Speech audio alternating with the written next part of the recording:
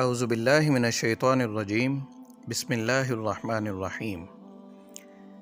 آج کی حدیث مبارکہ کا عنوان ہے سب سے افضل ہجرت کون سی؟ سیدنا عبداللہ بن عمر رضی اللہ عنہ بیان کرتے ہیں کہ ایک آدمی نے عرض کیا، اے اللہ کے رسول، کون سی ہجرت افضل ہے؟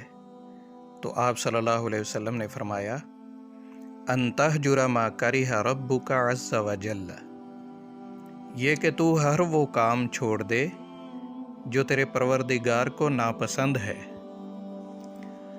سنن نسائی حدیث نمبر 4165۔ ہجرت کا لفظی معنی ہے کسی چیز کو چھوڑنا، اور اصطلاحاً اس سے مراد اپنا وطن اور علاقہ چھوڑنا ہوتا ہے۔ اس حدیث مبارکہ میں سائل نے اصطلاحی ہجرت مراد لی تھی، لیکن نبی صلی اللہ علیہ وسلم نے اس کا نہایت بلیغ اور جامع جواب دیا کہ تم اپنا علاقہ وطن چھوڑنے کی بجائے صرف اپنے پروردگار کے ناپسندیدہ کاموں کو ترک کر دو تو تمہاری یہی ہجرت سب سے افضل ہے۔